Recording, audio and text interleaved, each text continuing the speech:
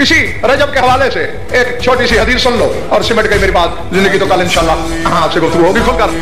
سرکار صادق عالم محمد فرماتے ہیں اور اس حدیث کو شیخ صدوق علیہ رحمہ نے عیون و اخبار رضا میں لکھا.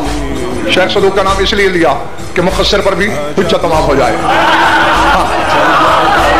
انہوں نے لکھا, کیا لکھا کہ نبی صاحب سرکار فرماتے ہیں من صام فی اول یوم من شہر رجب وجبت له الجنہ ومن صام یوما فی النصف من شہر رجب شفا فی مثل ربیع و مضر ومن صام یوما فی آخر من شہر رجب جعلہ اللہ من ملوک الجنت وشفا فی ابیہ و امہ و ابنہ و ابنتہ و اخیہ و اختہ و امہ و امتہ و خالہ و خالتہ و جیرانہ و معارفہ و ان کان فیہم مستوجبا للنار.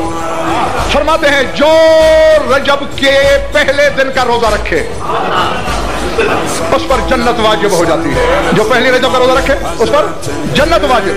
ومن صام یوما فی النصف من شہر رجب, اور جو رجب کے درمیان میں روزہ رکھے شفا بی مثل ربیع و مضر, وہ ربیع اور مضر قبیلے کے لوگوں جتنے بندوں کی شفاعت کرے گا.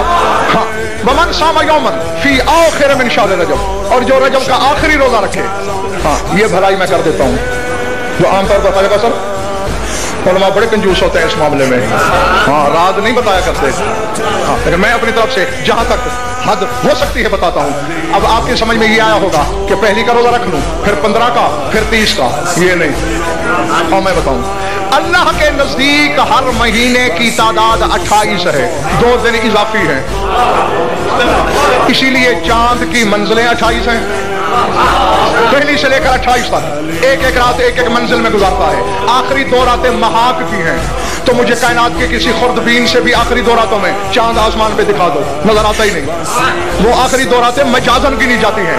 تو اب روزہ یوں رکھنا ہے, پہلی کا, 14ویں کا, 28ویں کا. اور یہ بھی نہیں کہ جو پہلی کا رکھے اسے وہ ہو, یہ تینوں رکھنا. ہاں اب آخری روزے کا انعام سن اور جا. فرمایا جس نے آخری دن یعنی 28 رجب کو روزہ رکھا کیا ہوگا, سر اٹھا. امام کے فکر ہیں, لکھنے والے شیخ صدوق ہیں. فرمایا جعلہ اللہ من ملوک الجنہ, وہ بندہ دنیا میں جتنے گھٹیا خاندان سے کیوں نہ تعلق رکھتا ہو اللہ اسے جنت کے بادشاہوں میں سے ایک بادشاہ بنا دے گا. سر اٹھانا بھی انعام جاری ہے. وشفا فی ابیہ و امہ, وہ بندہ اپنے باپ کی بھی شفاعت کرے گا, ماں کی بھی شفاعت کرے گا.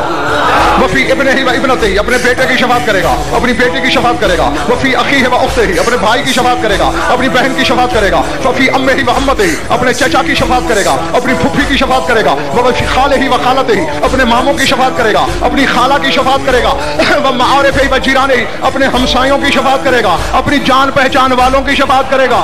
اور آگے میرا شہنشاہ فرماتا ہے وَإِن كَانَ فِيهِمْ مُسْتَوْجَبًا لِلنَّارِ, ان میں اگر کسی بندے پر جہنم واجب بھی ہو چکی ہوگی, جب وہ کہے گا اللہ میاں میں سفارشی ہوں, اللہ کہے گا جا جنت میں.